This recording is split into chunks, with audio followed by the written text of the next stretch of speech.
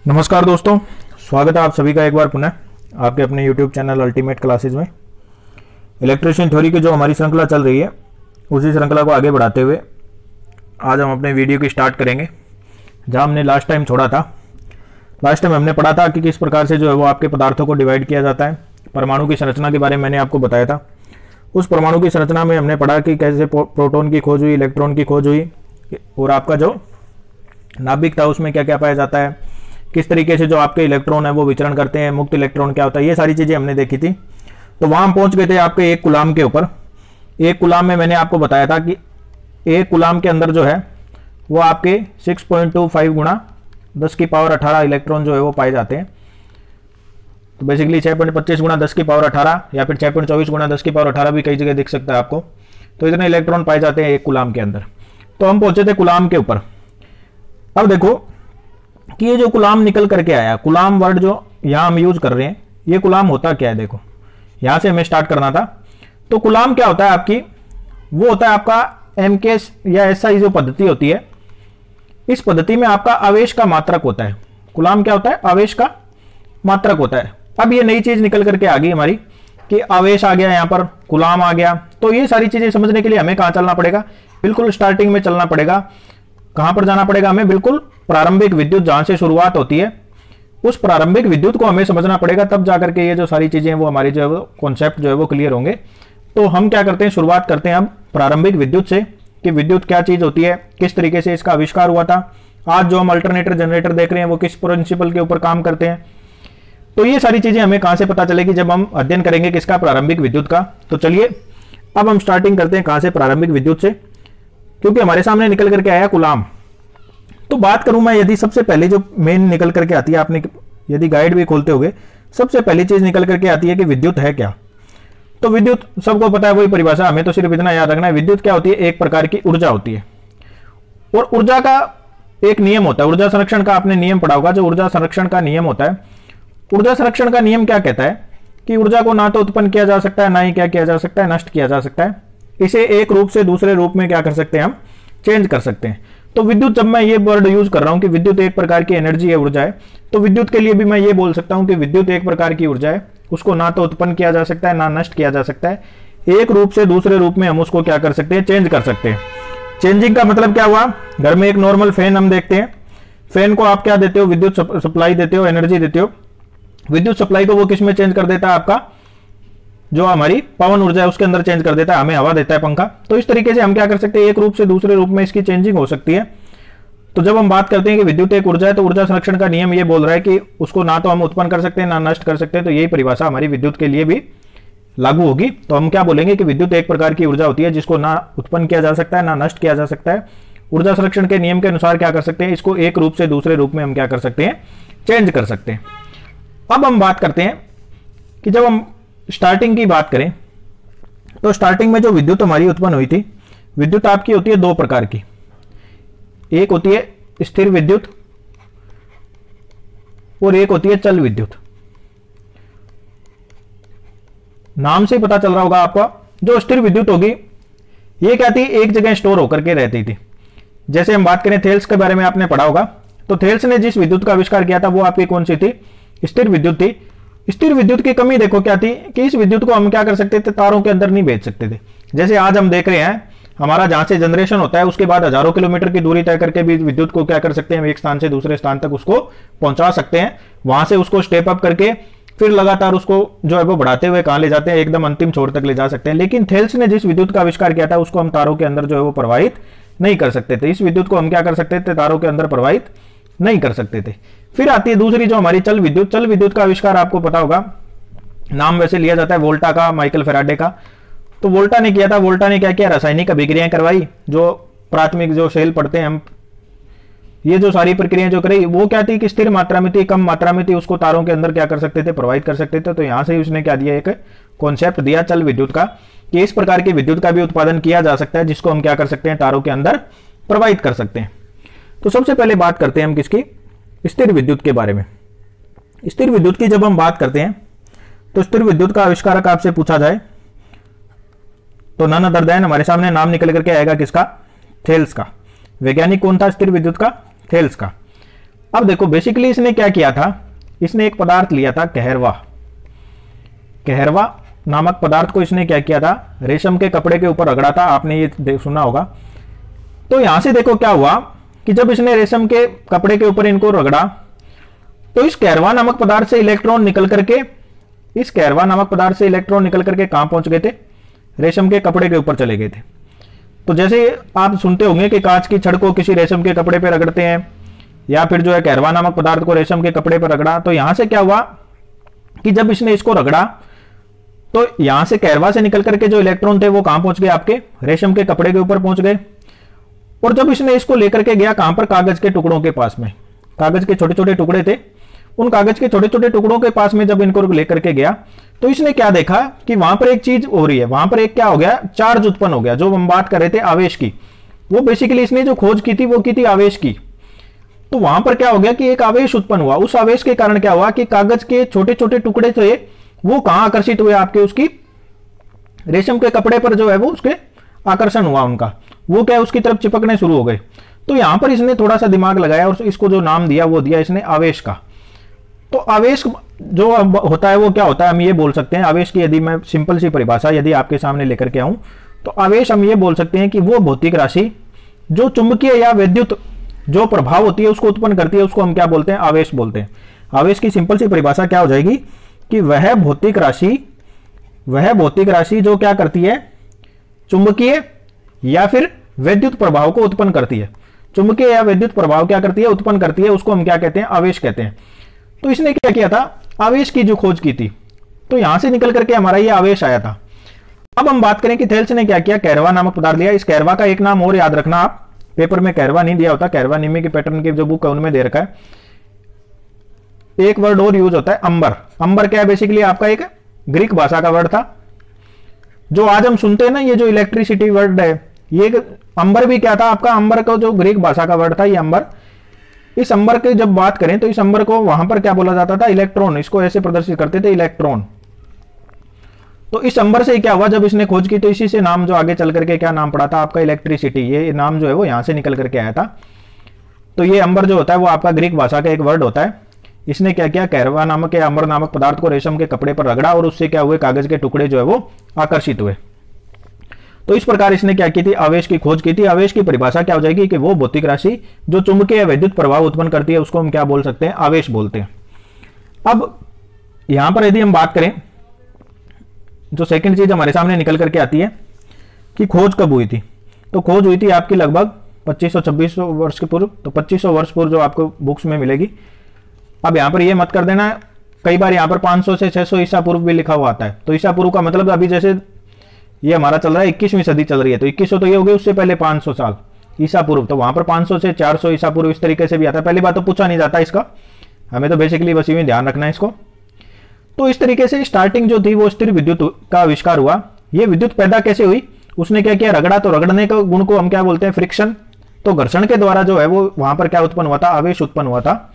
उस आवेश के कारण क्या हुआ, कागज के टुकड़े जो है वो आकर्षित हुए थे। तो इसने क्या चीज नोट की वहां पर कि जो आवेश उत्पन्न हो रहा है उसको ज्यादा कुछ नहीं पता चल पाया, जो क्योंकि स्टार्टिंग बहुत पहले की बात है। ये 2500 ईसा पूर्व की, जो 2500 वर्ष पूर्व, ईसा पूर्व नहीं, ईसा पूर्व यदि पूछे तो 500-400 ईसा पूर्व, लगभग 500-600। तो घर्षण जो उत्पन्न हुआ उसको वो ज्यादा मतलब उसने एक सिंपल सा प्रैक्टिकल किया, लेकिन उसको आगे वो उसको उतना नहीं ले जा सका। तो इसलिए हम बोलते हैं कि जो स्टार्टिंग की जो विद्युत है, जो हमारी स्थायी विद्युत थी, जिसको तारों में प्रवाहित नहीं किया जा सकता था, स्थिर विद्युत जिसको नाम दिया, तो उस स्थिर विद्युत को जो पैदा करने का जो श्रेय दिया जाता है वो किसको दिया जाता है, आपका वो दिया जाता है वैज्ञानिक थेल्स को।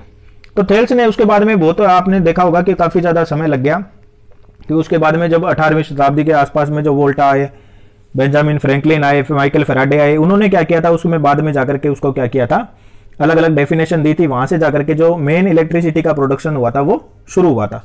तो ये थी हमारी स्टार्टिंग की जो विद्युत है उसकी बात। अब हम बात करें यदि नेक्स्ट,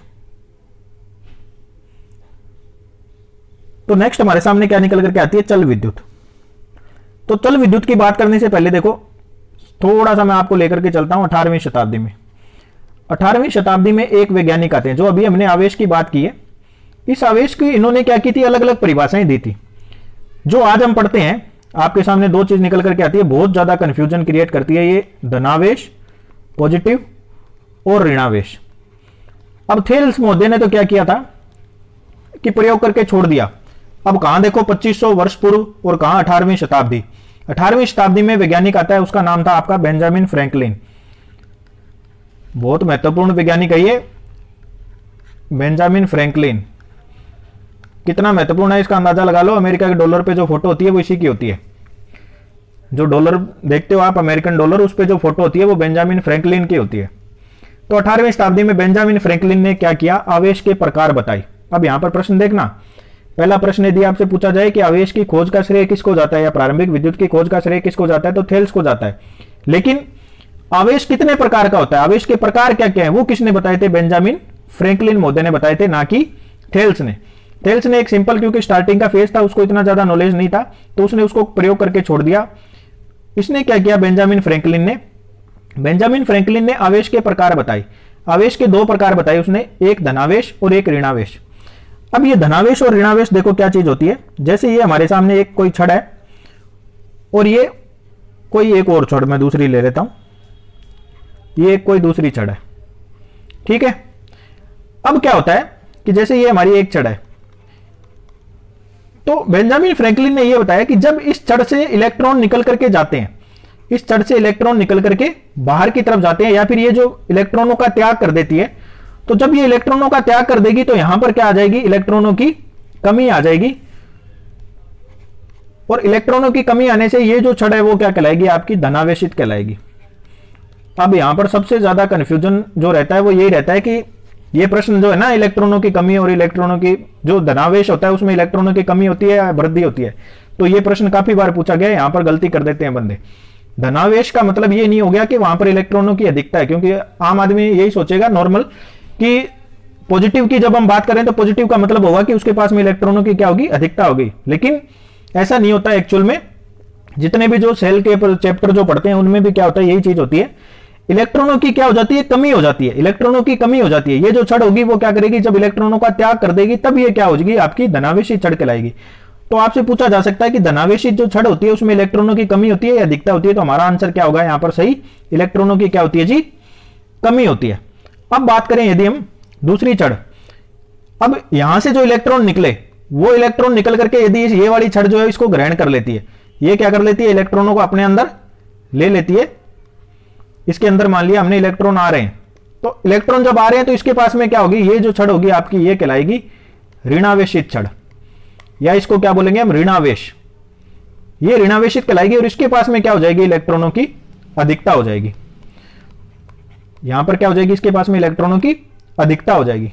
तो ये जो चीज बताई थी वो किसने बताई थी, बेंजामिन फ्रैंकलिन ने बताई थी कि जो आवेश होता है उसको दो भागों में बांटा जाता है। एक उसको बोला जाता है धनावेश पॉजिटिव, और एक उसको बोला जाता है ऋणावेश।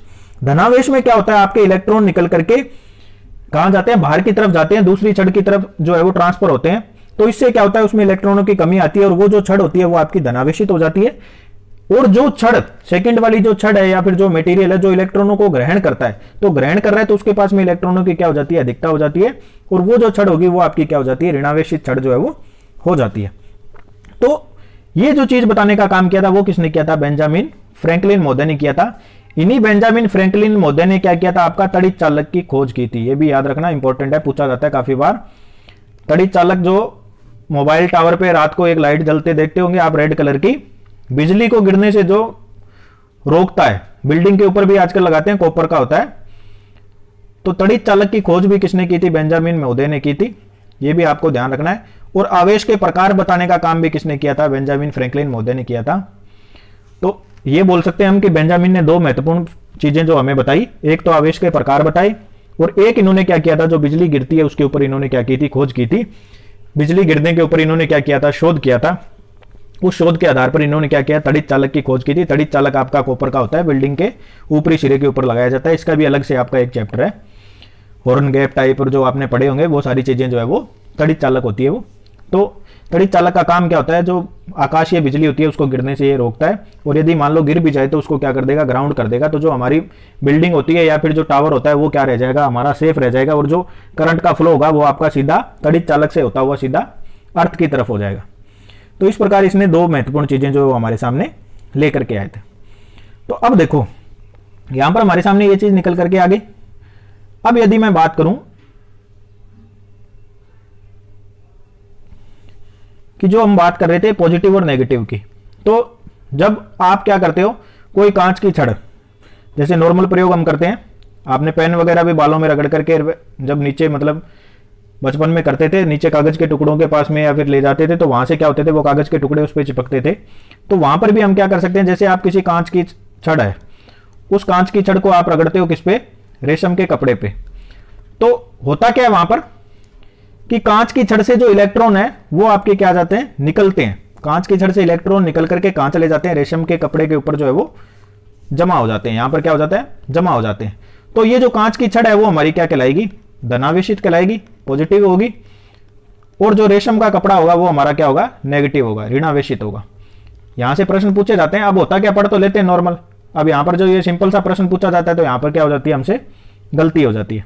इसी प्रकार जब आप देखते हो कि जो बिल्ली की खाल होती है, ये 2-3 उदाहरण जो निम्मी में आपके दे रखे हैं, तो उदाहरण तो वही है, प्रश्न वही पूछे जाते हैं, लेकिन हमसे गलती कहां होती है कि बिल्ली की खाल है, इस बिल्ली की खाल को जब आप एबोनाइट की छड़ पे रगड़ते हो, ये भी उदाहरण आपका दे रखा है, तो एबोनाइट की छड़ पे रगड़ते हो तो क्या होता है कि बिल्ली की खाल से जो इलेक्ट्रॉन निकल करके कहां चले जाते हैं, इलेक्ट्रॉन जो है वो इस दिशा में चले जाते हैं और जमा कहां हो जाते हैं, एबोनाइट की छड़ के ऊपर। तो एबोनाइट की छड़ क्या कर रही है, इलेक्ट्रॉनों को ग्रहण कर रही है। तो ग्रहण करने वाले को मैंने आपको क्या बताया, ग्रहण करने वाला क्या होता है, ऋणावेशित, और जो इलेक्ट्रॉनों का त्याग करता है वो आपका क्या कहलाता है, धनावेशित, या जिसको बोला जाता है पॉजिटिव। तो ये 1-2 उदाहरण जो दे रखे हैं, इनमें ध्यान रखना कि इलेक्ट्रॉन जा रहे हैं या इलेक्ट्रॉन आ रहे हैं। अब बढ़ते हैं आगे। हमने बात कर ली किसकी, स्थिर विद्युत की, बेंजामिन फ्रैंकलिन की। अब थोड़ा सा कॉन्सेप्ट में आपको लेकर के चलता हूं चल विद्युत की तरफ। तो चल विद्युत में अभी हमने ज्यादा कुछ नहीं देखना। चल विद्युत का आविष्कार किसने किया था, वोल्टा महोदय। वोल्टा एक सेल जो हम पढ़ते हैं वोल्टा द्वारा बनाया गया, वोल्टा महोदय ने क्या किया था, पदार्थों की रासायनिक अभिक्रियाएं कराई थी। तो जितने भी सेल होते हैं उनमें क्या होते हैं, रासायनिक अभिक्रियाएं होती है।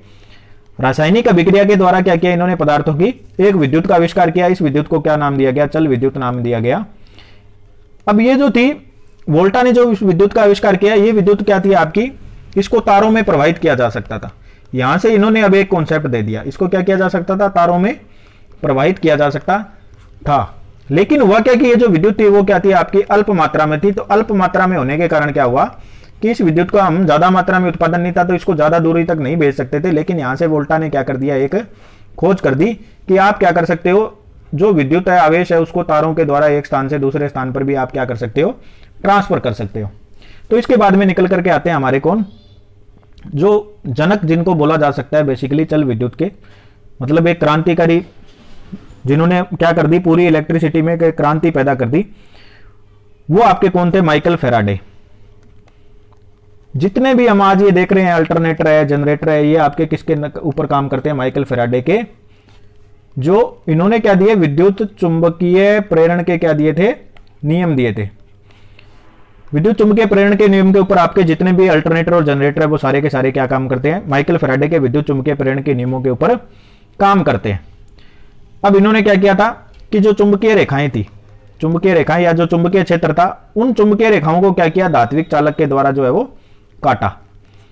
धात्विक चालक मतलब आप जो हम देखते हैं अल्टरनेटर जनरेटर, उनमें क्या होता है, एक आपकी जो है वो ध्रुव बनाने का काम करती है, या फिर चुंबकीय जो क्षेत्र होता है उसको बनाने का काम करती है। और जो धात्विक चालक होता है जब हम उसको घुमाते हैं तो वो क्या करता है, उस चुंबकीय क्षेत्र को काटता है, और काटने से क्या होती है, वहां पर एक विद्युत पैदा होती है। इस विद्युत को हम क्या कर सकते थे, तारों में प्रवाहित कर सकते थे। अब यहां पर बेनिफिट क्या निकल करके आया कि इस विद्युत को हम क्या कर सकते हैं, अपनी इच्छा अनुसार जो है वो घटा और बढ़ा भी सकते थे, और इसका जो उत्पादन था वो उत्पादन भी क्या कर सकते थे, हम इसका अधिक मात्रा में कर सकते थे। तो वर्तमान में जितने भी अल्टरनेटर है, जनरेटर है, वो सारे के सारे जो काम करते हैं वो किन के ऊपर करते हैं, माइकल फैराडे महोदय के जो विद्युत चुंबकीय प्रेरण के नियम है उनके ऊपर काम करते हैं। तो इस प्रकार जो क्रांति लाने का कार्य किया वो किसने किया था, माइकल फैराडे ने किया। और जो विद्युत पैदा हुई वो कौन सी थी, ये भी आपकी जो विद्युत थी वो क्या थी, चल विद्युत थी।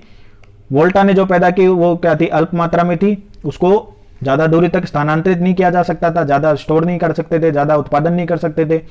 लेकिन इसमें क्या था, विद्युत जो चुंबकीय प्रेरण के नियमों के आधार पर क्या कर सकते हो, आप उसको घटा बढ़ा भी सकते थे, और जितनी मर्जी जो चाहे उसको जो है वो ट्रांसफर किया जा सकता था, उत्पादन जो भी था वो अधिक मात्रा में किया जा सकता था।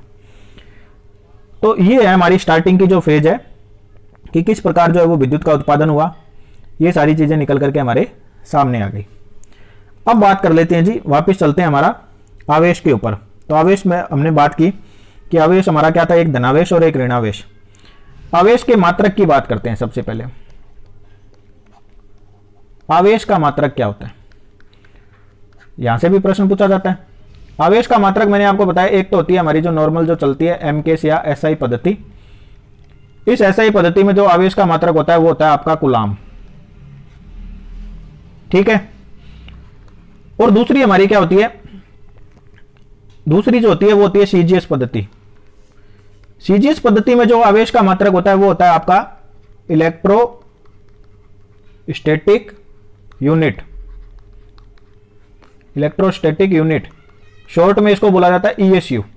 तो पूछा क्या जाता है, ज्यादातर ये पूछा जाता है कि सीजीएस पद्धति में आवेश का मात्रक क्या होगा। तो सीजीएस पद्धति में आवेश का मात्रक क्या होता है, ईएसयू होता है। फुल फॉर्म उसकी क्या होती है, इलेक्ट्रोस्टैटिक यूनिट होती है। और यदि एमके और एसआई पद्धति में यदि हमसे पूछे तो सिंपल हमारा क्या आंसर आ जाएगा, कूलाम जो होता है वो आपका मात्रक होता है आवेश का। अब बात करें यदि हम एक कूलाम में आपके 3 गुणा में 10 की पावर 9 ईएसयू जो है वो पाए जाते हैं। एक कूलाम के अंदर जो है वो हमारा 3 गुणा 10 की पावर 9 इलेक्ट्रोस्टैटिक यूनिट जो है वो पाई जाती है। और एक ईएसयू की जब हम बात करते हैं, एक ईएसयू, एक इलेक्ट्रोस्टैटिक यूनिट, एक ईएसयू में जो है वो आपके 3.33 गुणा 10 की पावर -10 कूलाम जो है वो आवेश पाया जाता है। तो ये दोनों चीजें याद रखनी है आपको, रटने वाली चीजें हैं सीधी, या तो इसको याद रख लो फिर इसको निकाल लेना, नहीं तो दोनों को याद रखो। एक कूलाम में 3 गुणा 10 की पावर 9 ईएसयू इलेक्ट्रोस्टैटिक यूनिट होती है, और एक ईएसयू में जो है आपके 3.33 गुणा 10 की पावर -10 जो है वो कूलाम चार्ज जो है वो आपका पाया जाता है। तो ये हो गया हमारा आवेश का मात्रक। अब हम बढ़ते हैं आगे और बात करते हैं आवेश जो था, आवेश के गुण क्या क्या होते हैं। तो प्रत्येक पदार्थ का कुछ ना कुछ गुण होता है।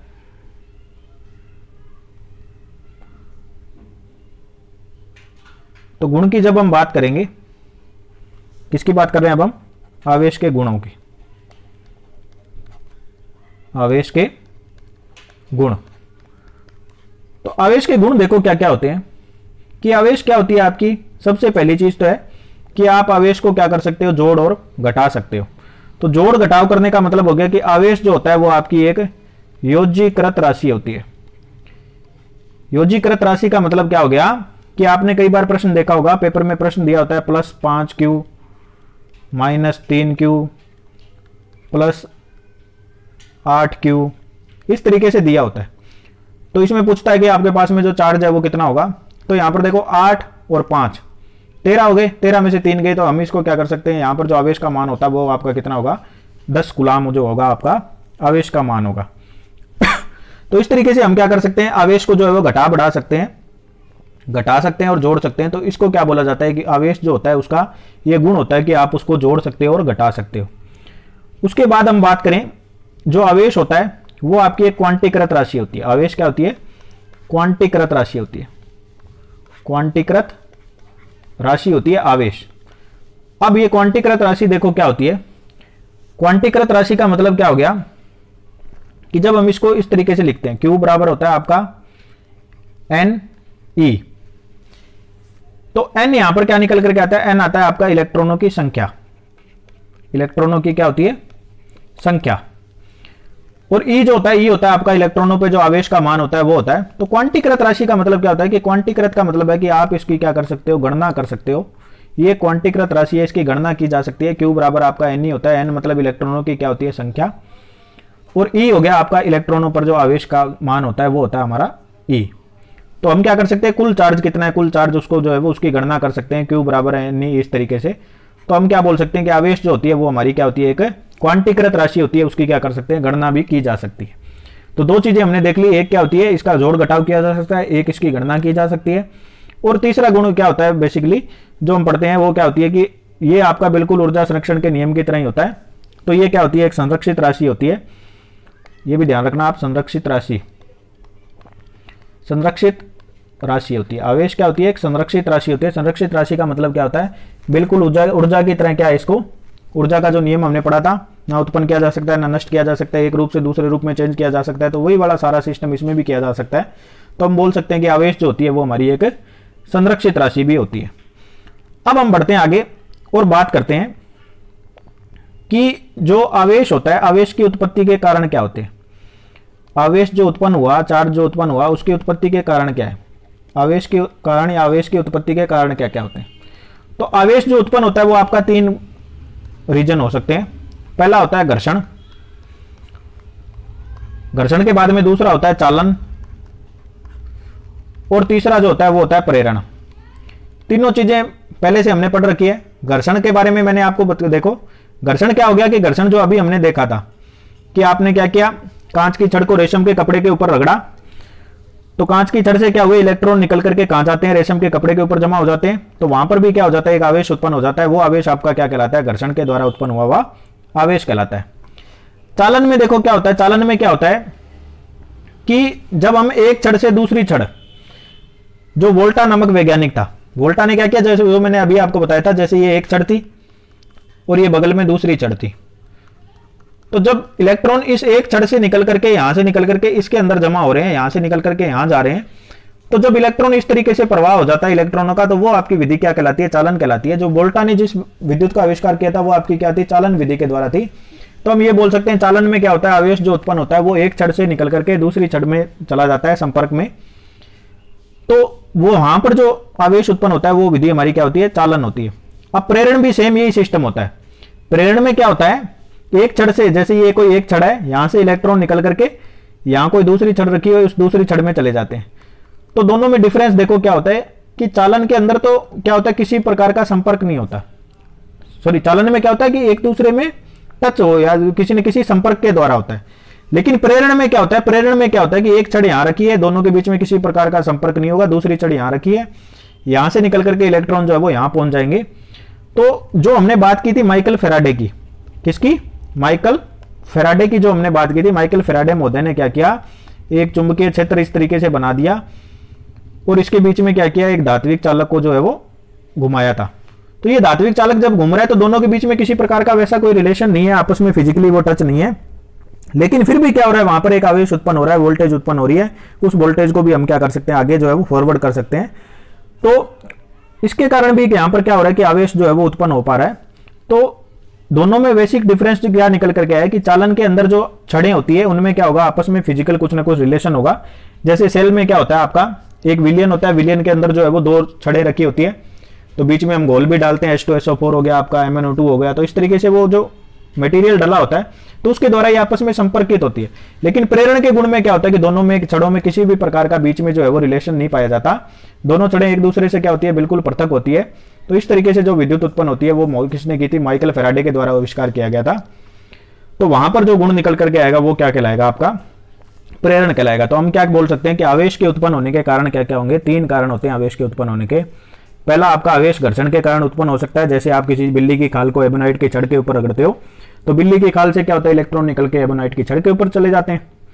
चालन में क्या होता है कि 2 जो आपकी छड़ें होती है वो एक दूसरे में संपर्क में रहती है और इलेक्ट्रॉन निकल करके एक छड़ से दूसरी छड़ के ऊपर चले जाते हैं, तो एक छड़ आपकी पॉजिटिव एक नेगेटिव का काम करती है। प्रेरण में क्या होता है कि दोनों ही छड़ें होती है, लेकिन या फिर 2 मटेरियल हो सकते हैं, लेकिन दोनों के बीच में किसी भी प्रकार का जो फिजिकल रिलेशन है वो नहीं पाया जाता, दोनों एक दूसरे से पृथक रखी होती है, फिर भी वहां पर क्या हो जाता है, आवेश जो है वो उत्पन्न हो सकता है। तो इस तरीके से हम क्या कर सकते हैं, आवेश की जो उत्पत्ति है, ये 3 बेसिक कारण होते हैं जिनके कारण आवेश जो है वो उत्पन्न होता है। अब हम बात करते हैं आगे और बढ़ते हैं। प्रश्न पूछा जाता है, जो आवेश होता है, आवेश का मापन किसके द्वारा किया जाता है? मोस्ट इंपॉर्टेंट प्रश्न है, इसका ध्यान रखना। आवेश का मापन, जैसे वोल्टेज मापने के लिए वोल्ट मीटर होता है, एम्पियर मीटर होता है आपका धारा को मापने के लिए, ठीक है। एनर्जी मीटर घरों में लगे होते हैं, वो आपके यूनिट को मापने के लिए, जो जितनी आप पावर यूज कर रहे हो। तो इसी तरीके से आवेश को मापने के लिए भी कोई मीटर होता होगा, इस मीटर का नाम होता है इलेक्ट्रोस्कोप। मोस्ट इंपॉर्टेंट है, इसको याद रखना। इलेक्ट्रोस्कोप क्या होता है आपका, हिंदी में इसको बोला जाता है विद्युत दर्शी। इलेक्ट्रोस्कोप या विद्युत दर्शी आपका क्या करता है, आवेश का जो है वो मापन करता है कि कितना आवेश जो है वो वहां पर जो है वो उत्पन्न हो रहा है। तो इस तरीके से जो है वो आवेश का मापन विद्युतदर्शी के द्वारा जो है वो किया जाता है। अब आवेश में क्या होता है कि आवेश उत्पन्न हो गया, आवेश का मापन हो गया, आवेश का नियम भी होता है एक। कूलाम महोदय ने जो नियम दिया था आवेश का नियम, तो सेम आपका आवेश का नियम जो गुरुत्वाकर्षण का नियम होता है सेम उसी की तरह जो बिल्कुल डिटो कॉपी मान सकते हो आप उसकी। जैसे गुरुत्वाकर्षण का नियम जो होता है वो होता है आपका F बराबर ग्रेविटी m1 m2 बटे में होता है आपका r स्क्वायर। तो गुरुत्वाकर्षण का नियम क्या कहता है, जैसे कोई बड़ा पिंड होता है, ये आपका ग्रेविटी का नियम है, इसको ध्यान रखना, ये गुरुत्वाकर्षण का, ये आवेश का नहीं है, ये गुरुत्वाकर्षण का। ये मैं इसलिए बता रहा हूँ सेम बिल्कुल इसके जैसा होता है। आपके सामने प्रश्न पूछा जा सकता है कि आवेश का नियम जो है वो किसके समतुल्य है, एक बार पूछा भी गया डीएमआरसी में। तो वो गुरुत्वाकर्षण का नियम जैसे होता है G बराबर m1 m2 बटे r स्क्वायर। तो गुरुत्वाकर्षण का नियम क्या कहता है कि कोई बड़ा पिंड होता है वो छोटे पिंड को क्या कर सकता है, अपनी तरफ आकर्षित कर देता है। तो जिसका फोर्स ज्यादा है तो वो m1 m2 द्रव्यमान जो है वो आपके समानुपाती होता है। जैसे F मैंने लिखा है तो ऊपर वाली जो सारी चीजें वो आपकी क्या है, समानुपाती कहलाती है। नीचे r स्क्वायर का मतलब हो गया कि F के क्या है, आपके फोर्स बल के क्या है, व्युत्क्रमानुपाती है। तो यहां पर जब हम बात करते हैं तो F समानुपाती आपका m1 m2 होता है। F जो होता है वो आपका समानुपाती है 1/r स्क्वायर यानी दूरी के वर्ग के व्युत्क्रमानुपाती होता है। जैसे जैसे दूरी बढ़ती जाएगी आपका जो गुरुत्वाकर्षण है वो क्या होता जाएगा, कम होता जाएगा। भाई ऑपोजिट का मतलब यही हो गया। और तीसरा जो आता है आपका G बराबर आपका हो गया माध्यम, मतलब कि जिस मटेरियल की बात करें मटेरियल के ऊपर भी आपका जो है वो निर्भर करता है। लेकिन हमें बात करनी है आवेश के नियम की। तो ये तो हो गया हमारा गुरुत्वाकर्षण का, सेम बिल्कुल आपका इसी की तरह होता है। तो आवेश के नियम की जब हम बात करते हैं तो आवेश का नियम आपका क्या कहता है, कूलाम का नियम जिसको बोला जाता है, कूलाम महोदय ने दिया था तो इसको हम यूं भी बोल सकते हैं कूलाम का नियम। तो सेम बिल्कुल ग्रेविटी के नियम की तरह ही होता है ये आपका। तो आवेश का नियम F बराबर होता है आपका K मतलब हो गया आपका, जब वहां पर क्या आ रहा था हमारा G आ रहा था, G मतलब माध्यम आपका, ठीक है, ग्रेविटी। यहां पर K आ गया, Q1 Q2 बटा में क्या होता है R स्क्वायर। तो देखो ग्रेविटी वाला क्या था हमारा G m1 m2 बटे R स्क्वायर था, यहां पर क्या हो गया हमारा K Q1 Q2 बटा R स्क्वायर हो गया। तो K हो गया आपका, यहाँ पर K किसका काम करता है, एक माध्यम या जो मीडियम होता है उसका काम करता है। K जो है वो मीडियम का काम करता है। मीडियम का मतलब होगा मटेरियल के ऊपर भी आपका कुछ ना कुछ जो है वो निर्भर करेगा। Q1 Q2 आपका आवेश हो गया, ठीक है, और R स्क्वायर बराबर आपकी क्या होगी, दूरी होगी। तो इसी तरीके से आवेश भी क्या करता है, जैसे समान आवेश होते हैं, समान आवेश क्या करेंगे, एक दूसरे को प्रतिकर्षित करेंगे। और जो हमारे जो होते हैं विपरीत आवेश क्या करेंगे, एक दूसरे को आकर्षित करेंगे। तो जैसे n के पास में n लेकर के आते हो आप, यहां पर जो कोई n चुंबक है, इसका n पोल है, इसका n पोल है, यदि इनको लाओगे तो इन दोनों में क्या होगा, प्रतिकर्षण होगा। सेम वही वाला सिस्टम यहां पर निकल करके आ रहा है। और जैसे ही आप यहां पर n लाओगे, यहां पर s लाओगे, तो विपरीत ध्रुवों में क्या होता है आपका आकर्षण होगा, ये इसकी तरफ क्या होगा, आकर्षित होगा। तो ये चिपकने का प्रयास करेंगे, ये एक दूसरे से, ये इधर जाने का करेगा, ये इधर जाने का पड़ेगा, लेकिन यहां पर क्या होगा, ये दोनों एक दूसरे के पास आने का प्रयास करेंगे। तो वही चीज है कि यहां पर फोर्स जो होता है, कूलाम का नियम क्या कहता है कि जो आपका आवेश होगा वो आपका माध्यम के ऊपर Q1 Q2 मतलब जो दो मटेरियल होंगे अलग अलग, उनके जो द्रव्यमान होगा उनके ऊपर Q1 Q2 हो गया आपका। और R स्क्वायर मतलब दूरी के ऊपर भी निर्भर करता है। जैसे जैसे दूरी बढ़ती जाएगी जो आपका जो है वो आवेश का मान होगा वो भी क्या होता जाएगा, कम होता जाएगा। तो यहाँ पर ये सिंपल फॉर्मूला आपको याद रखना है। बस प्रश्न क्या पूछा जाता है यहाँ पर कि किसके नियम के जो है वो समकक्ष होता है। तो आपका जो होगा ये यहाँ पर क्या नियम आएगा, गुरुत्वाकर्षण के नियम के ऊपर जो है वो आपका लगभग जो है वो ये सेम हम बोल सकते हैं कि उसकी तरह बिल्कुल होता है। तो K होता है आपका जो होता है, K का मान भी वैसे पूछा नहीं जाता ज़्यादा। K का मान जो होता है वो आपका होता है 1/4 pi epsilon not, 4 pi epsilon not, यहाँ लिख देता हूँ 1/4 पाई एप्सिलॉन नॉट, इसको बोला जाए एप्सिलॉन नॉट, एप्सिलॉन नॉट। तो इतना ज़्यादा हमसे नहीं पूछा जाता, हमें तो बेसिकली ये फॉर्मूला ध्यान रखना है। फॉर्मूला भी नहीं पूछा था आज तक, एक बार ये प्रश्न पूछा गया है कि किस नियम के समकक्ष होता है। तो बिल्कुल आपका जो है वो ग्रेविटी का नियम जिस प्रकार होता है सेम वैसा ही जो होता है आपका कूलाम का नियम होता है।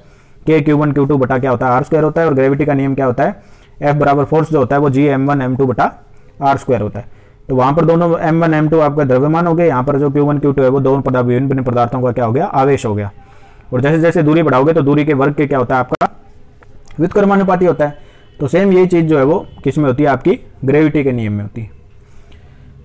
तो ये हमारा क्या हो गया, यहाँ पर आवेश का जो कूलाम का नियम है वो कंप्लीट होता है। अब बात करते हैं, हम बढ़ते हैं आगे कि जब यहां पर हम निकल करके आगे, तो अब यहां पर हमारे सामने कई चीजें निकल करके आएंगी। सबसे पहले बात करते हैं वोल्टेज। वोल्टेज क्या होता है? एक प्रकार का बल होता है, ठीक है। वो बल जो क्या करता है, आपका धारा प्रवाह करवाता है। और ईएमएफ भी क्या होता है, आपका बल होता है एक प्रकार का, ठीक है। दोनों सेम होते हैं। ईएमएफ का प्रतीक आपका ई होता है, वोल्टेज का जो प्रतीक होता है, प्रतीक मतलब जिससे डिनोट करते हैं, वो आपका क्या हो जाएगा, वी हो जाएगा। और मात्रक की जब हम बात करें तो मात्रक आप सभी को पता होगा, वोल्टेज का मात्रक जो होता है वो क्या होता है, वोल्ट होता है या वोल्टा। तो वोल्टेज का मात्रक जो है वो क्या हो गया, वोल्ट हो गया। वोल्टेज होता है क्या, परिपथ में वेबल, जिसके कारण जो होता है वो धारा का प्रवाह होता है। और ईएमएफ भी क्या होता है, आपका परिपथ में बल होता है। लेकिन दोनों में डिफरेंस क्या होता है, जो ईएमएफ होता है वो हमेशा आपका वोल्टेज से ज्यादा होता है। ये बात का ध्यान रखना, जो ईएमएफ होता है वो आपका हमेशा क्या होगा, वोल्टेज से क्या होगा, बड़ा होगा। यहाँ पर ये इस तरीके से हम लिख सकते हैं, ई जो होता है वो हमेशा बड़ा होगा किससे, वी से, ठीक है। ईएमएफ जो होता है वो वोल्टेज से ज्यादा बड़ा होता है। तो दोनों ही क्या होते हैं, बल होते हैं। बल क्या होता है, जो धारा का प्रवाह करवाते हैं। तो प्रतीक वी होता है, मात्रक हमारा क्या होता है, वोल्ट होता है। सेकंड नंबर पे चले हम, तो सेकंड जो चीज निकल करके आती है वोल्टेज के बाद में, हमारे पास में क्या निकल के आती है, करंट, हिंदी में जिसको बोला जाता है धारा। तो धारा क्या होती है, आपकी इलेक्ट्रॉनों का प्रवाह। अभी हमने देखा था पॉजिटिव छड़ से इलेक्ट्रॉन निकल करके नेगेटिव की तरफ जा रहे हैं, किसी दूसरी छड़ पे जा रहे हैं। तो जो इलेक्ट्रॉनों का प्रवाह होता है वो आपका क्या कहलाता है, करंट फ्लो कहलाता है। हमेशा ध्यान रखना, धारा हमेशा इलेक्ट्रॉनों के प्रवाह की विपरीत दिशा में चलती है। जैसे इलेक्ट्रॉन चल रहे हैं आपके इस दिशा में, तो धारा हमारी क्या चलेगी, जो करंट चलेगी वो चलेगी आपकी इस दिशा में, बिल्कुल इसके अपोजिट में। जिधर इलेक्ट्रॉनों का प्रवाह होगा उसके विपरीत में क्या होगी, धारा प्रवाहित होगी। तो बात करें यदि हम करंट की, तो करंट का जो प्रतीक होता है, प्रतीक आप सबको पता होगा, आई होता है। मात्रक की बात करें तो मात्रक जो होता है वो इसका एम्पियर होता है, ठीक है। करंट धारा क्या होती है, इलेक्ट्रॉनों के प्रवाह की दर को धारा कहते हैं। प्रतीक आई होता है, मात्रक एम्पियर होता है। धारा जो होती है वो इलेक्ट्रॉनों के विपरीत दिशा में प्रवाहित होती है। इलेक्ट्रॉन यदि लेफ्ट टू राइट जा रहे हैं तो धारा जो होगी वो राइट टू लेफ्ट आएगी। अब तीसरी चीज क्या निकल करके आती है हमारे पास में, यहां पर हमने देख लिया वोल्टेज, धारा। अब तीसरी चीज निकल करके आती है रेजिस्टेंस, हिंदी में बोला जाता है प्रतिरोध। भाई परिपथ में बल आ गया जो धारा को प्रवाहित कर रहा है, इलेक्ट्रॉन आगे जिनका प्रवाह धारा के ला रहा है। अब कोई ऐसे रोड़ा भी तो आना चाहिए जो इसको रोकने वाला हो, तो वो रोड़ा अटकाने का काम कौन करता है, रेजिस्टेंस करता है। तो रेजिस्टेंस एक प्रकार का क्या होता है, प्रतिरोध होता है। प्रति प्लस रोध, दो वर्ड हो गए, प्रति और रोध। तो यहां पर क्या हो गया कि ये क्या करेगा कि धारा के मार्ग में क्या करता है, बाधा उत्पन्न करता है। तो इसका जो प्रतीक होता है, रेजिस्टेंस को जो डिनोट करते हैं वो आपका करते हैं आर से। और जो मात्रक होता है, प्रतिरोध का मात्रक क्या होता है आपका, ओम होता है, ओम। तो ओम का नियम भी आएगा आपका आगे। ओम का नियम जो वी आई आर, इन तीनों के बीच में जो रिलेशन बताता है वो हमारा क्या कहलाता है, ओम्स लॉ। तो इसको हम आगे पढ़ेंगे। तो इन तीनों के बीच में रिलेशन बताता है। तो हमें बेसिकली पहले क्या ध्यान रखना है, ये वर्ड बार बार यूज होगा, प्रतिरोध। प्रतिरोध क्या होता है, धारा के मार्ग में बाधा उत्पन्न करने वाला तत्व तो प्रतिरोध कहलाता है। प्रतीक इसका आर होता है, मात्रक इसका क्या होता है, ओम होता है। अब बात करते हैं हम कि हमने देख लिया कि प्रतिरोध भी आ गया हमारे सामने।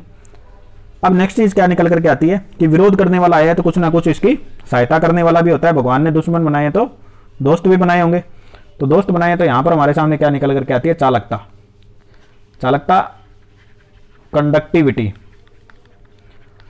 ठीक है। चालकता क्या होती है, परिपथ का वो गुण जो धारा के प्रवाह में क्या करता है, सहायता करता है।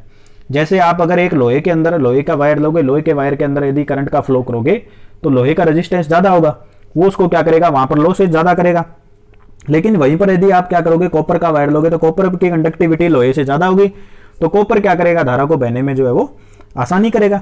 तो कॉपर की जो कंडक्टिविटी ज्यादा है, जो चालकता ज्यादा है, तो उस चालकता का मतलब क्या हो गया कि परिपथ का वो गुण जो धारा के प्रवाह होने में क्या करता है, सहायता करता है, वो क्या कहलाती है, उसकी चालकता कहलाती है। चालकता का जो प्रतीक होता है, प्रतीक कहलाता है जी। और चालकता का जो मात्रक होता है, मात्रक होता है वो कहलाता है आपका साइमन। तो हम क्या बोल सकते हैं, जो ये आपकी चालकता होती है, कंडक्टिविटी जो होती है, जी होती है, वो समानुपाती होती है 1/r के। 1/r का मतलब समझ रहे होंगे आप, जो कंडक्टिविटी होती है वो हमेशा प्रतिरोध की क्या होती है, व्युत्क्रमानुपाती होती है। किसी पदार्थ का प्रतिरोध ज्यादा है तो चालकता आपकी उसकी उतनी ही कम होगी। यदि उसकी चालकता ज़्यादा है तो उसका प्रतिरोध जो होगा वो उतना ही कम होगा। तो ये होती है हमारी चालकता। अगली जो चीज़ बार बार हम देखेंगे वो क्या निकल करके आएगी, वो निकल के आएगी potential difference, PD. Potential difference या जिसको हिंदी में बोला जाता है विभवांतर। विभवांतर, विभवांतर देखो क्या होता है कि नहीं, दो बिंदुओं के बीच में जो है वो वोल्टेज का अंतर। जैसे आप कोई भी दो बिंदु ले रहे हो, एक बिंदु यहाँ है, एक बिंदु यहाँ है, यहाँ आप इन दोनों के बीच में जो वोल्टेज का मापन कर रहे हो, तो इन दोनों के बीच में जो वोल्टेज का अंतर आ रहा है वो वोल्टेज का अंतर आपका क्या कहलाएगा, पोटेंशियल डिफरेंस कहलाएगा, पीडी। या फिर इसको बोल सकते हो आप वीडी भी लिख सकते हो। तो वो जो विद्युत विभव का अंतर है, पोटेंशियल डिफरेंस है, वो क्या कहलाता है, आपका विभवांतर कहलाता है। तो विभवांतर का भी मात्रक जो होगा वो आपका क्या होगा, वोल्ट होगा। तो सिंपल परिभाषा है, दो बिंदुओं के बीच में विद्युत विभव का अंतर या वोल्टेज का अंतर जो होता है वो क्या कहलाता है, विभवांतर कहलाता है। प्रतीक जो होता है इसका वीडी होता है, वीडी से जो है वो इसको प्रदर्शित करते हैं, पीडी भी लिखा हो सकता है। वैसे बेसिकली यही होता है, वीडी, वीडी जो है इसका प्रतीक होता है। और मात्रक जो होता है वो क्या होता है, आपका वोल्ट होता है। अब अगली चीज हमारे सामने निकल करके आती है, वो क्या आती है आपकी, वो अगला एक मेन गुण निकल करके आता है, वो आता है आपका ताप गुणांक। अब ये क्या चीज होती है, ताप गुणांक देखो क्या होता है कि प्रत्येक पदार्थ होते हैं, प्रत्येक पदार्थ का कुछ ना कुछ अपना जो होता है वो स्पेसिफिक गुण होता है। जैसे कुछ पदार्थों में क्या होगा, जैसे जैसे आप ताप बढ़ाओगे तो उनकी चालकता जो होगी वो बढ़ती जाएगी। जैसे डायोड होता है आपका, सेमीकंडक्टर जो मटेरियल होते हैं, इनमें क्या करोगे, इनका एक स्पेसिफिक टेम्परेचर होता है, उस टेम्परेचर के बाद में वो सेमीकंडक्टर नहीं रह जाते, वो आपके कंडक्टर की तरह व्यवहार करना शुरू कर देंगे। तो तापमान क्या होता है, ताप गुणांक क्या होता है कि पदार्थों का वो गुण या फिर जो वो एक प्रकार की प्रॉपर्टी जिसमें क्या होता है कि पदार्थ जो है वो ताप के स्पेसिफिक क्या करता है, अपनी जो रेजिस्टिविटी है या फिर कंडक्टिविटी है उसका जो है वो शो करता है। तो वो क्या कहलाता है, आपका ताप गुणांक कहलाता है। ताप गुणांक का जो प्रतीक होता है वो आपका क्या कहलाता है, एल्फा कहलाता है। ताप गुणांक का प्रतीक एल्फा। और जो इसका मात्रक होता है वो होता है आपका प्रति डिग्री सेंटीग्रेड। ये क्या होता है, मात्रक। मात्रक की बात करें तो ये जो स्लैश लगाया इसका मतलब हो गया प्रति डिग्री सेल्सियस। ये होता है आपका ताप गुणांक का मात्रक। तो ताप गुणांक होता क्या है, प्रति डिग्री ताप परिवर्तन से जो है वो पदार्थों की चालकता पर जो प्रभाव पड़ता है वो आपका ताप गुणांक हो गया। ताप गुणांक भी आपका क्या होता है, दो प्रकार का होगा, धनात्मक ताप गुणांक, ऋणात्मक ताप गुणांक। तो वो ये सारी चीजें जो आप हम रेजिस्टिव ये जो आगे पढ़ेंगे रेजिस्टेंस वाले चैप्टर, उनके अंदर जो है वो वापस से रिपीट होगी। एक बार सिंपल सा वर्ड हमें ये याद रखने की क्या क्या चीजें जो है वो यहाँ पर हमारे सामने निकल करके आती है। उसके बाद यदि हम बात करें आगे बढ़े, तो आगे बढ़ने पर जो कुलाम की हमने बात की थी, कुलाम का एक जो फॉर्मूला सिंपल होता है वो और होता है, Q बराबर आपका होता है I गुणा T। ज्यादातर पूछा जाता है यही वाला, जो पीछे हमने देखा उसका कोई रूल नहीं है, K Q1 Q2 बटा R स्क्वायर। यहाँ पर पूछा जा सकता है आपसे कि इतने एम्पियर की धारा इतने समय के लिए प्रवाहित होती है, तो उसमें जो है वो कुलाम का मान कितना होगा, आवेश का मान कितना होगा, तो वो क्या होता है आपका I इंटू T होता है। तो यहाँ पर यदि हम बात करें मात्रक की, तो मात्रक आपका देखो क्या यहाँ पर क्या चीजें, दो चीजें, तो मात्रक भी सेम वही होगा। I का मात्रक क्या होता है आपका एम्पियर, समय का मात्रक क्या होता है सेकंड, तो इसका मात्रक क्या हो जाएगा, एम्पियर सेकंड हो जाएगा। तो हम क्या बोल सकते हैं कि एक सेकंड में एक एम्पियर की धारा प्रवाहित होने पर, एक सेकंड में एक एम्पियर की धारा प्रवाहित होने पर वहां जो आवेश का मान होगा वो कितना होगा, आपका एक कुलाम होता। बेसिक सिंपल सी परिभाषा है कि एक सेकंड में एक एम्पियर, जैसे यहाँ पर Q बराबर I गुणा T है, आपके प्रश्न यहाँ से पूछा जाएगा, ये इंपॉर्टेंट है, ध्यान रखना। यहाँ से क्या प्रश्न पूछा जाएगा, आपको एम्पियर में धारा दे दी जाएगी, समय दे दिया जाएगा, पूछा जाएगा आवेश का मान कितना होगा, कुलाम का मान कितना होगा। तो ये फॉर्मूला ध्यान रखना, Q बराबर आपका I इंटू T होता है, समय का गुणनफल होता है आपका धारा के साथ में। तो जितने समय के लिए धारा प्रवाहित होती है वहां पर उतना ही जो है वो आपका आवेश होता है। तो सिंपल सी परिभाषा ये निकल के आएगी कि एक कुलाम की परिभाषा क्या होगी कि एक सेकंड में यदि एक एम्पियर इलेक्ट्रॉन जो है वो प्रवाहित होते हैं, एक एम्पियर की धारा प्रवाहित होती है, सॉरी इलेक्ट्रॉन नहीं बोलेंगे, एक सेकंड में एक एम्पियर की धारा प्रवाहित होने पर वहां जो आवेश उत्पन्न होता है उसका मान क्या होता है, एक कुलाम होता है। ठीक है, तो ये हमारा हो गया एक कुलाम की परिभाषा होगी आपकी। और यदि हम बात करें कि एक कुलाम में मैंने आपको बताया था एक इलेक्ट्रॉन जो धारा की बात की थी हमने, तो एक एम्पियर का मतलब क्या हो गया, एक एम्पियर में जो आपके इलेक्ट्रॉन होते हैं वो कितने होते हैं, ये भी ध्यान रखना, 6.24 गुणा 10 की पावर 18 इलेक्ट्रॉन। तो एक परिभाषा और भी आप बोल सकते हो कि एक सेकंड में 6.24 गुणा 10 की पावर इलेक्ट्रॉन 18 इलेक्ट्रॉन जो प्रवाहित होने पर वहां पर आवेश का मान क्या होगा, आपका एक कुलाम होगा। तो ये आपकी एक कुलाम की परिभाषा भी यहाँ से निकल करके आ गई। तो ये फॉर्मूला आप याद रखना वो जो पहले देखा हमने के Q1 Q2 बटा आर स्क्वायर, वहाँ पर एक बार प्रश्न पूछा गया, वो आपका किसके समकक्ष होता है, वैसा प्रश्न जो है वो पूछा गया था। अब यदि हम बात करें, आगे बढ़ते हैं, तो आगे बढ़ने पे हमने बात कर ली ताप गुणांक तक हम पहुंच चुके हैं। एक आपके सामने और निकल करके आता है, वो आता है इन्हीं से मिलता जुलता जूल का ऊष्मीय नियम। यहां से भी प्रश्न पूछे जाते हैं, जूल का ऊष्मीय नियम। जूल का ऊष्मीय नियम देखो क्या होता है कि किसी भी पदार्थ में हीट कब उत्पन्न होती है। घर में आप एक प्रेस देखते होंगे, तो वो हीट देखो कि जो उत्पन्न होती है, जूल में जो ऊष्मीय नियम है वो क्या कहता है, H समानुपाती जो होता है वो आपका I²RT के होता है। बस ये याद रखो, जो ऊष्मा उत्पन्न होती है वो धारा के वर्ग के समानुपाती होती है, प्रतिरोध के समानुपाती होती है, और कितने समय के लिए उसमें प्रवाहित हो रही है, उन तीनों के क्या होती है, समानुपाती होती है। तो प्रश्न यहां से देखो, अब सिंपल ये फॉर्मूला याद है तो सारा हमारा काम जो हल हो जाएगा। यहां पर आपसे दे देगा धारा के वर्ग के समानुपाती है, तो यदि आप धारा को आधी करोगे तो ये आपकी चौथाई हो जाएगी, ये ध्यान रखना, क्योंकि ये यहाँ पर वर्ग के समानुपाती है। तो हीट यहाँ से आपसे प्रश्न पूछे जाएंगे नॉर्मल, जैसे धारा को आधा कर दें तो क्या होगा, ऊष्मा पे क्या प्रभाव पड़ेगा, प्रतिरोध के तो सीधा समानुपाती है, प्रतिरोध आधा करोगे तो आपकी ऊष्मा भी क्या हो जाएगी, इधर जो है वो आधी होती जाएगी। इस तरीके से चलेगा। यदि प्रतिरोध से पूछा जाता है, समय से पूछा जाता है तो कोई सिंपल चलेगा, लेकिन यहाँ पर धारा के क्या होता है, आपका वर्ग के समानुपाती होता है। तो जब हम बात करते हैं जूल के ऊष्मीय नियम की, तो वो हमारे सामने निकल करके जाता है H समानुपाती आपका किसके होता है, I²RT के होता है। तो एक नॉर्मल प्रेस की जब हम बात करते हैं, प्रेस में क्या होता है, आपकी करंट फ्लो होता है, अंदर रेजिस्टिव मटेरियल लगा होता है, जो कि हम देखते हैं नॉर्मल। उस रेजिस्टिव मटेरियल से धारा प्रवाहित होती है, उसका प्रतिरोध होता है। प्रतिरोध क्या होता है आपका, उसको क्या करेगा, गर्म करेगा, और कितने समय तक के लिए गर्म रहेगी वो भी हमारा, क्योंकि जब तक हम उसको ऑन करेंगे तब तक वो गर्म रहेगी। तो वो जब तक गर्म रहेगी, जब तक उसमें धारा प्रवाहित होती रहेगी और उसका जो प्रतिरोध है वो सही से काम करता रहेगा। तो बात करें यदि हम धारा जो ऊष्मा होती है, ऊष्मा को उत्पन्न करने की विधियों की, यह प्रश्न भी पूछा जाता है। ऊष्मा उत्पन्न करने की 2 विधियां होती है, ये ध्यान रखना। ऊष्मा स्थानांतरण की 3 विधियां हैं, यहाँ पर कंफ्यूज मत होना। ऊष्मा उत्पन्न करने की 2 विधियां, एक तो प्रतिरोध ऊष्मन कहलाता है और एक कहलाता है आर्क ऊष्मन। ये क्या होती है आपकी विधियां, उत्पन्न करने की विधियां ये, ठीक है। एक होती है आर्क ऊष्मन, एक होता है प्रतिरोध ऊष्मन और एक होता है आर्क ऊष्मन। ये होती है विधि उत्पन्न करने की, उत्पन्न करने की क्या होती है, विधि। लेकिन ऊष्मा का स्थानांतरण कैसे होता है, एक स्थान से दूसरे स्थान पर कैसे पहुंचती है, वो यदि पूछे तो वो आपकी क्या हो जाएगी, 3 प्रकार की हो जाएगी। वो 3 प्रकार आप लोग बार बार देखते होंगे। एक आती है आपकी चालन, एक आती है संवहन और एक आती है विकिरण। तो यहां पर ये प्रश्न ध्यान रखना थोड़ा सा। ऊष्मा स्थानांतरण की विधियां 3 होती है, लेकिन ऊष्मा को उत्पन्न करने की 2 ही विधियां होती है, एक होती है प्रतिरोध और दूसरा होता है हमारा आर्क। अब प्रतिरोध में क्या होता है, प्रतिरोध में आप सिंपल देखते हो, हीटर होता है। हीटर में क्या करते हैं, सीधा आपने प्लग लगाया, हीटर में प्लग लगाते क्या हुआ, करंट का फ्लो हुआ, जो रेजिस्टिव मटेरियल लगा हुआ उसके अंदर, तो रेजिस्टिव मटेरियल से क्या होगी, आपकी हीट उत्पन्न होना शुरू हो जाएगी। कब तक उत्पन्न होगी, जब तक जितने समय के लिए हम उसको चालू रखेंगे। इसी तरीके से यदि हम बात करें आर्क ऊष्मन, आर्क ऊष्मन में क्या होता है कि जैसे वेल्डिंग देखते हैं हम, तो वेल्डिंग में क्या होता है, एक आपकी रोड होती है, जो बीच की वायु होती है उसका आयनीकरण करके क्या करते हैं, वहां पर जो है वो ऊष्मा उत्पन्न की जाती है। तो एक आपकी वेल्डिंग की रोड होती है, एक आपका नॉर्मल जो होता है वो मटेरियल होता है जिसपे वेल्डिंग करनी होती है। तो दोनों के बीच में क्या होता है, जैसे वो टचिंग करते हैं वहां पर क्या होता है कि आपकी आर्क ऊष्मन के द्वारा जो होती है वो ऊष्मा पैदा की जाती है। तो ये हमारी जो है वो 2 विधियां हो गई।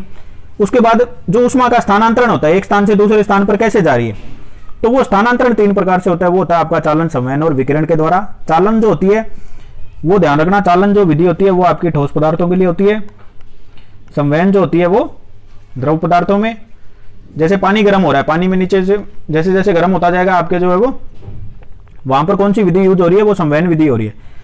लेकिन कोई लोहे की रोड गर्म कर रहे हैं, लोहे की रोड में जो अणु हो रहे हैं एक दूसरे से आगे जा रहे हैं, वो लोहे की रोड का एक छिटा गर्म करने से दूसरा भी गर्म हो रहा है, वो किस विधि के द्वारा होता है, वो चालन के द्वारा होता है। और विकिरण में क्या होता है, विकिरण में कोई भी माध्यम की जरूरत नहीं होती, ये सभी के लिए जो है वो सिंपल है। जैसे सूरज आप देखते होंगे, सूरज को कोई माध्यम नहीं होता, बीच में कोई हमने रोड नहीं लगा रखी कि रोड के द्वारा जो है वो आकर के वो धरती को गर्म कर रहा है। तो सिंपल क्या होता है, विकिरण में आपको किसी प्रकार के माध्यम की आवश्यकता नहीं होती। सिंपल आपका जो है वो क्या होगा, सीधा का सीधा जो है वो प्रकाश से आ रहा है, वो सीधा क्या कर रहा है आपका, बिना किसी माध्यम के जो है वो ऊष्मा उत्पन्न कर रहा है, स्थानांतरण कर रहा है, उत्पन्न करना नहीं। स्थानांतरण जो है वो क्या होगा आपका, विकिरण के द्वारा हो रहा है। तो ये हमारी क्या हो गई, जूल का ऊष्मीय नियम हो गया, H समानुपाती I²RT। इसके जब सवाल करेंगे हम आगे थोड़े, तो आपको क्लियर हो जाएगा किस प्रकार से सवाल जो है वो पूछे जाते हैं। तो ये सिंपल फॉर्मूला आपको याद रखना है। जो ऊष्मा होती है वो धारा के वर्ग के समानुपाती होती है, प्रतिरोध के समानुपाती होती है और समय के समानुपाती होती है।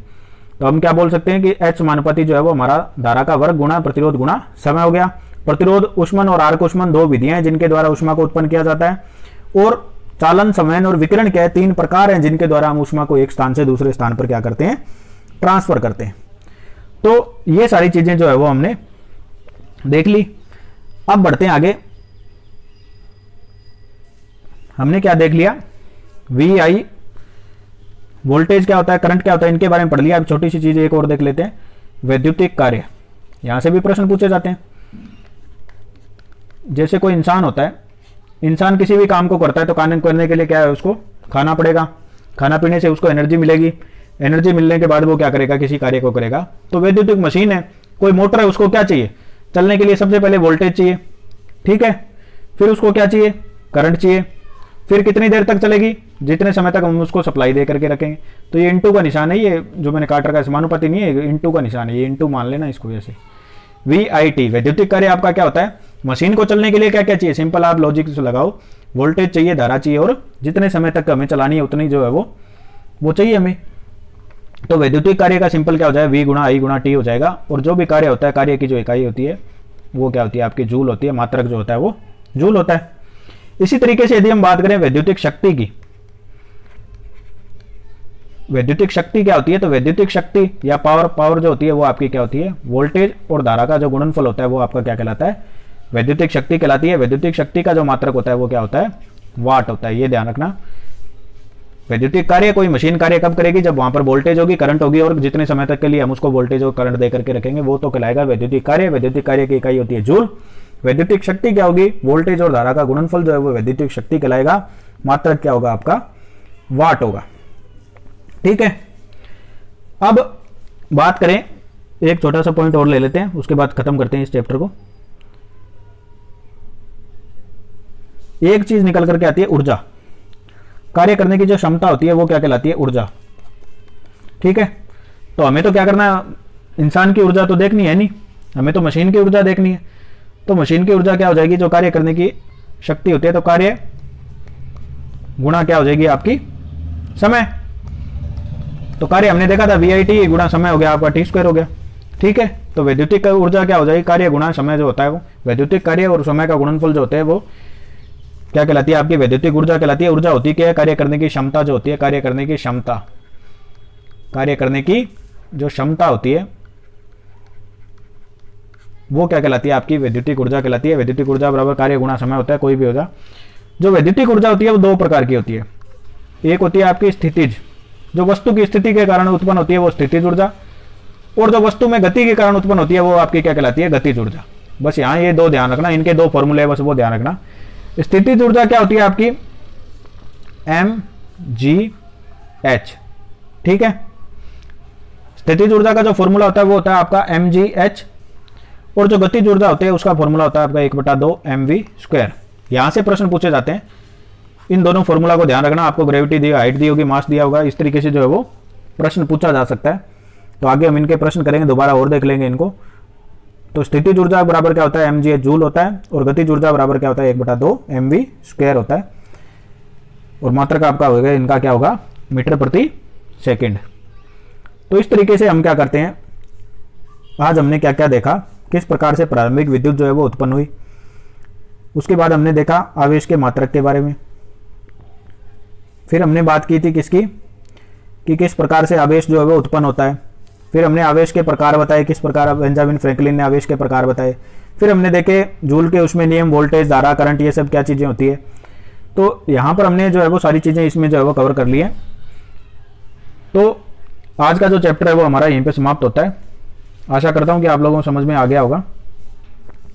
नेक्स्ट चैप्टर में हम आगे बढ़ेंगे और वहाँ पर बात करेंगे, या तो इलेक्ट्रॉनिक्स का जो चैप्टर होगा उसको लेंगे, या फिर जो है वो हमारा प्राथमिक सेल या जो डीसी के जो सीरीज सर्किट या पैरेलल सर्किट है, आप लोग बता देना क्या सॉल्व करवाना है, वो हम कर लेंगे। तो आज की वीडियो में इतना ही। धन्यवाद, आपका दिन शुभ हो।